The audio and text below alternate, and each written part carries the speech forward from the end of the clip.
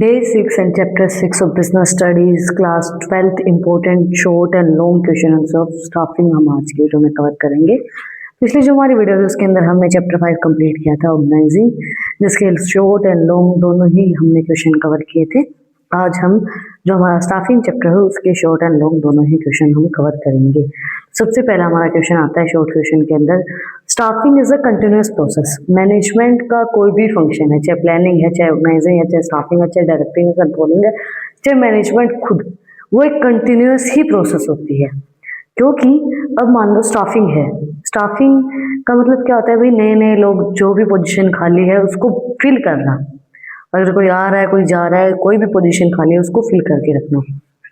तो वो जब तक ऑर्गेनाइजेशन चलेगी तब तक स्टाफिंग होगी। Staffing is not an one time activity. ये नहीं कि स्टाफिंग एक वन टाइम एक्टिविटी है। जब तक ऑर्गेनाइजेशन की लाइफ है तब तक स्टाफिंग है। Staffing is a continuous process because manager must consistently monitor the requirement of personnel due to employees turnover, promotion, retirement or the expenses of a business.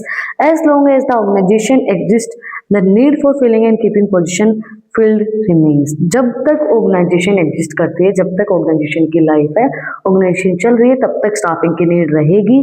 अब जैसे पर्सनल कोई भी रीजन हो सकता है, एम्प्लॉयज टर्नओवर हो रहा है, मतलब एम्प्लॉयज खुद छोड़ के जा रहे हैं, प्रमोशन हो रहा है किसी का, या कोई रिटायरमेंट ले रहा है, या फिर बिजनेस के एक्सपेंसेस जो है वो ज्यादा बढ़ गए हैं। जैसे कोविड टाइम पीरियड में बहुत से लोगों को अपनी जॉब खोनी पड़ी थी, तो उस टाइम वो जो चीजें हैं, फिर उसके बाद फिल भी करनी पड़ी, जिसकी भी जो भी चीजें, तो वो चीजें कंटिन्यूस चलती रहती हैं। तो स्टाफिंग जो है वो एक कंटिन्यूस प्रोसेस होती है, कंटिन्यू चलती रहती है। नेक्स्ट आता है हमारा difference between recruitment and selection. Recruitment और सिलेक्शन में क्या डिफरेंस होता है? देखो, जब भी आप डिफरेंस लिखोगे तो एक फॉर्मेट के अंदर लिखोगे। ऐसा नहीं है कि आप पैराग्राफ के अंदर डिफरेंस को लिख दोगे। आप एक स्पेसिफिक जो फॉर्मेट आता है डिफरेंस लिखने का कि भाई ये रिक्रूटमेंट, ये सिलेक्शन, उस तरीके से ही उसको लिखोगे। हो सकता है आपको बेसिस ऑफ डिफरेंस ना पता हो, तो ये चीज मत लिखो। ये लिख सकते हो कि रिक्रूटमेंट उसके 1 2 3 4 पॉइंट, सिलेक्शन इसके 1 2 3 4 पॉइंट। अगर 3 नंबर में पूछा तो 3 पॉइंट, 4 नंबर में पूछा 4, 2 नंबर में पूछा तो 2 पॉइंट लिख दो। ठीक है। अब हम बात करते हैं रिक्रूटमेंट की। रिक्रूटमेंट के अंदर सबसे पहले नेचर, रिक्रूटमेंट का पॉजिटिव नेचर होता है, क्योंकि यहाँ पे लोगों को अट्रैक्ट किया जाता है, कैंडिडेट्स को अट्रैक्ट किया जाता है कि भाई आपके लिए नई नई पोजीशंस निकाली गई हैं। सिलेक्शन एक नेगेटिव प्रोसेस है, क्योंकि यहाँ पे रिजेक्ट भी होते हैं एम्प्लॉयज, कैंडिडेट्स रिजेक्ट किए जाते हैं।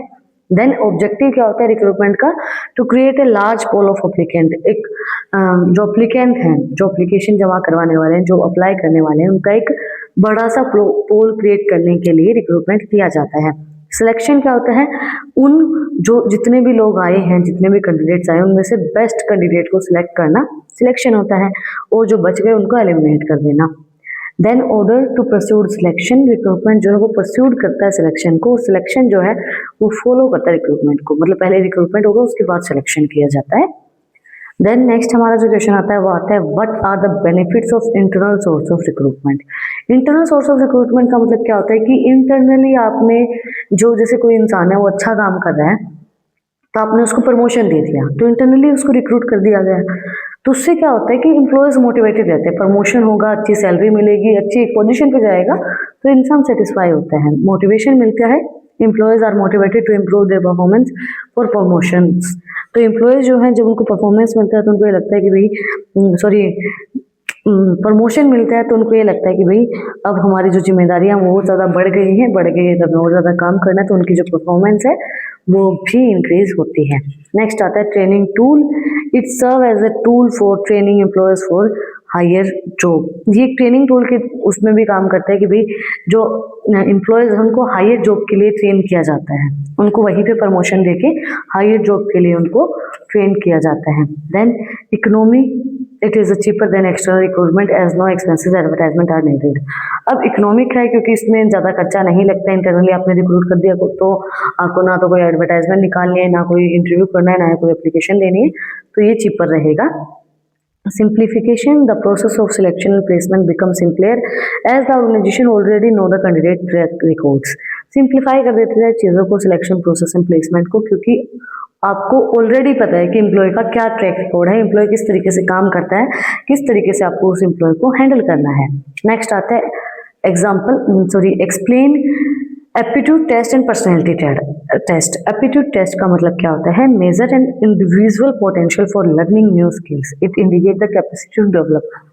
देखो क्या होता है कि हम हर एक इंसान अलग अलग तरीके का होता है। कई इंसान ऐसे होते हैं जो एक बार किसी बात को सुन लेते हैं तो उसी टाइम पे उनको वो चीज़ें याद हो जाती हैं। कई इंसान ऐसे होते हैं कि जिनको 10 बार एक चीज़ बताई जाए तब उनको वो चीज़ समझ में आती है या उनको याद होती है। तो एप्टीट्यूड टेस्ट वो टेस्ट होता है जहाँ पे मेजर किया जाता है कि एक इंसान की इंडिविजुअल की पोटेंशियल कितनी है कोई भी नई स्किल को सीखने के लिए, वो सीख सकता है, नहीं सीख सकता है, और उसकी कैपेसिटी कितनी और ज़्यादा डेवलप हो सकती है। Then personality test. Personality test के अंदर आता है कि भाई आप कितने मैच्योर हैं, कितनी इमोशंस को आप रखते हैं और कितना आपकी कैसी आपकी पर्सनैलिटी है।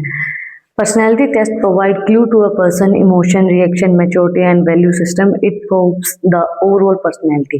Personality test जो होता है वो एक इंसान के जो इमोशंस हैं, उसके रिएक्शन है, मतलब अगर कोई बड़ी सिचुएशन हो जाती है तो एक इंसान किस तरीके से रिएक्ट करेगा, उसके रिएक्शन क्या रहेंगे, वो मैच्योर कितना है, मैच्योरिटी कितनी, वैल्यूज क्या क्या बिलीव्स वो करता है, तो पर्सनैलिटी उस चीज़ को डिफाइन करती है।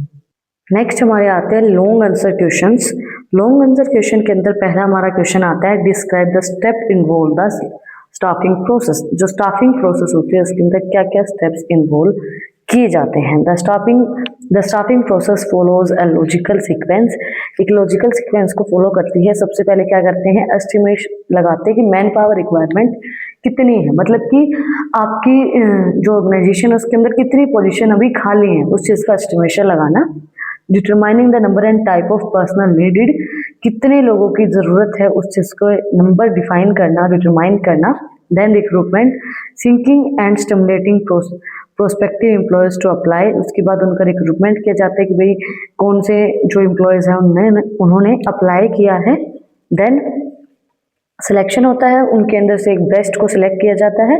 Choosing the most suitable candidate through test and interview, तो जो सबसे सुटेबल कैंडिडेट रहता है उसको टेस्ट या इंटरव्यू देके सिलेक्ट किया जाता है। That placement and orientation, introducing the selected employee to team and their specific job. उसके बाद इंट्रोड्यूस किया जाता है उस एम्प्लॉय को उनकी टीम को और उसको स्पेसिफिक जॉब जो है वो डिटरमाइन की जाती है। Then training and development, enhancing the skill of the employees to improve performance. उसकी स्किल्स को बढ़ाया जाता है ताकि उसकी जो परफॉर्मेंस है वो भी बढ़े ट्रेनिंग एंड डेवलपमेंट के through. Then performance appraisal, evaluating an employees current and और पास्ट परफॉर्मेंस अगेंस्ट स्टैंडर्ड। उसके बाद इवेलुएट करके देखा जाता है, मतलब कि जांचा जाता है कि उसकी पास्ट की परफॉर्मेंस क्या थी और करंट की क्या है, उसके अकॉर्डिंगली उसके स्टैंडर्ड्स को फिक्स किया जाता है। उसके बाद क्या किया जाता है, प्रमोशन और उसकी करियर प्लानिंग की जाती है। Handling movement to higher position, भाई उसको प्रमोशन देना है नहीं देना है, आगे कितना वो आगे जा सकता है, उस चीज़ को देखा जाता है। Then compensation, determining wages, salary and incentives. उसके बाद कंपनसेशन बताया जाता है कि उसके वेजेस कितनी मिलेंगी, सैलरी कितनी मिलेगी और क्या क्या इंसेंटिव्स उसको मिलेंगे। नेक्स्ट हमारा क्वेश्चन आता है explain the various external source of recruitment. अभी हमने जाना था internal source, external source of recruitment क्या क्या है। सबसे पहले हम डायरेक्टली रिक्रूट कर सकते हैं, एक नोटिस प्लेस करेंगे ऑफिस के नोटिस बोर्ड के ऊपर और जो भी सुटेबल वर्कर रहेगा वो वहाँ पे आके फिल हो सकता है, मतलब कि जो भी सुटेबल रहेगा उस इंसान को जॉब मिल जाएगी। And notice is placed on the office notice board and suitable for casual और बैडली वर्कर्स, जो भी वर्कर्स हैं जो भी उसके लिए सुटेबल रहेंगे उनको रिक्रूट कर लिया जाएगा।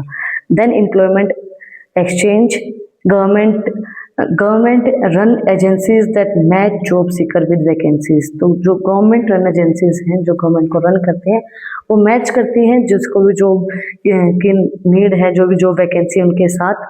देन कैंपस रिक्रूटमेंट, जो कैंपस से सीधा इंटर्नशिप से आपको जॉब मिलती है ना, जब एमबीए कर रहे हो या आईआईटी कर रहे हो या कोई भी चीज़ कर रहे हो तो उससे सीधा जो जॉब मिलती है।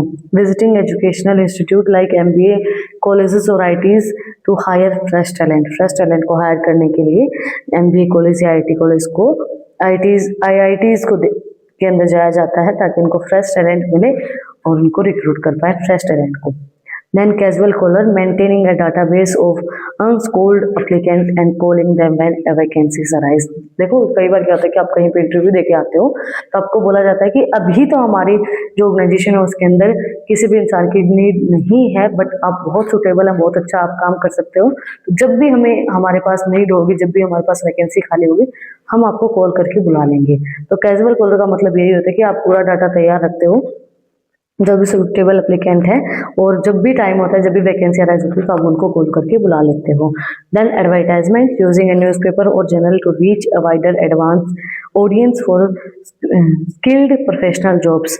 जैसे आप देखते होगे ना कि अभी रिसेंटली स्कूल्स में, स्कूल की बहुत ज़्यादा वैकेंसीज आती होंगी, न्यूज़पेपर में पैम्पलेट्स आते हैं ना, तो न्यूज़पेपर से क्या होता है कि भाई आपको जो भी प्रोफेशनल जॉब करना चाहता है, जो स्किल्ड लोग हैं, उन ऑडियंस तक आपका जो चीज़ है, जो पोजीशन है, वो पहुंच जाती है। Web publication, using portals like LinkedIn और naukri.com टू फाइंड कैंडिडेट्स। फिर आप जो वेब पब्लिकेशंस हैं, जैसे पोर्टल्स वगैरह, लिंक्डइन है, नौकरी है, naukri.com है, तो वहाँ पे भी आप अपने कैंडिडेट्स को फाइंड आउट कर सकते हैं। नेक्स्ट हमारा क्वेश्चन आता है, training is beneficial for both the organisation and the employees, justify. Training जो है वो दोनों के लिए बेनिफिशियल होता है, एक ऑर्गेनाइजेशन के लिए भी, एम्प्लॉयज के लिए भी। देखो अगर हम नॉर्मली बात करें तो ट्रेनिंग अगर एम्प्लॉय को मिल रही है तो उसकी स्किल्स भी डेवलप हो रही है, उसको काम करने का एक अच्छा एक्सपीरियंस मिल रहा है, वो और अच्छे से काम करेगा, है ना, उसकी एक्सपर्टीज बढ़ रही है। अगर ऑर्गेनाइजेशन के लिए अगर हम बात करें तो ऑर्गेनाइजेशन जब ट्रेनिंग प्रोवाइड करवाती है, तो अगर एक इंसान को ट्रेनिंग मिलने के बाद वो काम करेगा तो वो सिस्टमैटिक वे से करेगा, सिस्टमैटिक वे से करेगा तो उसको ज़्यादा रिसोर्सेज की जरूरत नहीं पड़ेगी, ज़्यादा रिसोर्सेज का वेस्टेज नहीं होगी, है ना। अगर एक तो स्किल्ड बंदा काम करे, एक अनस्किल्ड बंदा काम करे, तो स्किल्ड बंदा जो है वो वेस्टेज नहीं करेगा।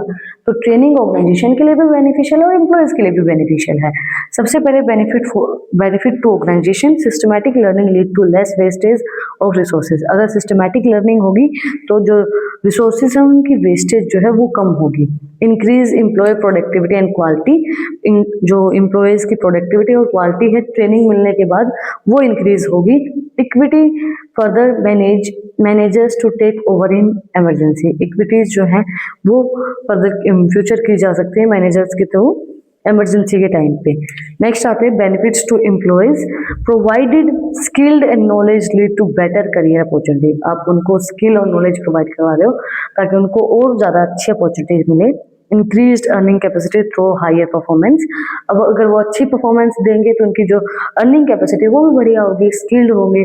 देखो क्या होता है कि अब सिखाया हर एक इंसान को जाता है, ट्रेनिंग हर इंसान को मिलती है, बट कुछ लोग उसी पोजीशन पे रह जाते हैं और कुछ लोग बहुत आगे बढ़ जाते हैं, तो वो लोगों पे डिपेंड करता है। तो वो उनकी अर्निंग कैपेसिटी और उनकी परफॉर्मेंस को भी हायर करने में वो चीज़ें हेल्प करती है, ट्रेनिंग वगैरह। Increase the moral and job satisfaction of the employees, जो मोरल है और जो एम्प्लॉयज का जॉब सेटिस्फेक्शन है उसको भी बढ़ाता है।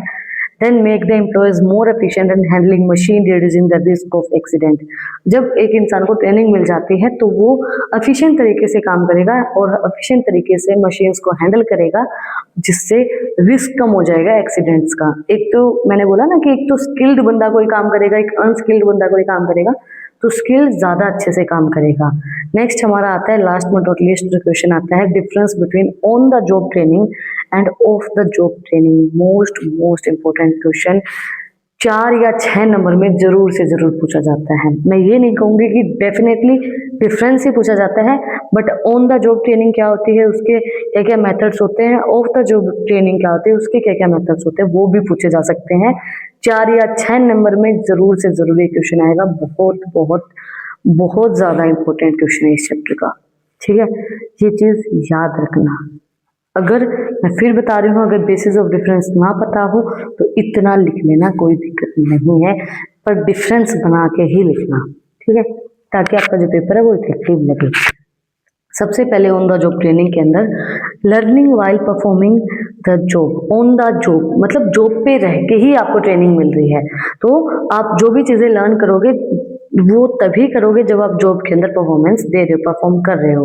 बट ऑफ द जॉब मतलब जॉब पे आप नहीं हो तो लर्न करोगे जॉब पे जाने से पहले, learning before performing the job. Job को परफॉर्म करने से पहले आप उन चीज़ों को लर्न करोगे। लोकेशन क्या होती है? At the work place. On the job की तो वर्क प्लेस पे ही आप चीजें सीखोगे। ऑफ द जॉब की away from the work place, वो वर्क प्लेस से दूर हो सकते हैं, जैसे क्लासरूम है कोई, उसमें आपको सिखाया जा रहा है, अलग चीज है, वर्क प्लेस पे नहीं होगी बट वो।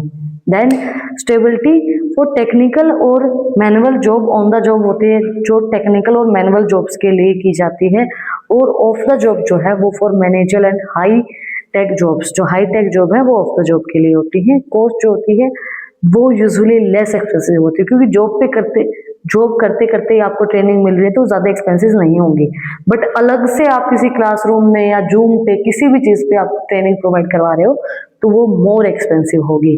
Then distributions, many distribute the flow of production. यहाँ पे may distribute the flow of production, यहाँ पे फ्लो ऑफ प्रोडक्शन का यूज किया जाता है but does not distribute production. इसके अंदर प्रोडक्शन को फॉलो नहीं किया जाता है क्योंकि ये ऑफ द जॉब मेथड है। एक आधे वर्ड जो है वो आज मुझसे बहुत ज्यादा फंबल हुए हैं, वो इस वजह से क्योंकि अभी नवरात्रि चल रही है तो मेरे फास्ट है 9 के 9 दिन। तो वही भूखे पेट, वो कहते हैं ना भूखे पेट तो वजन भी ना होए, देखो ऐसे ही वर्ड हो रहे हैं। बट आप लोगों के लिए इंपॉर्टेंट क्वेश्चंस लाने बहुत ज़्यादा ज़रूरी हैं। आप लोगों के एग्जाम हैं तो मैंने आप लोगों को प्रोवाइड करवा दिए हैं। अगर आपको कुछ भी डाउट है, कुछ भी पूछना तो कमेंट में आप मुझसे पूछ सकते हैं।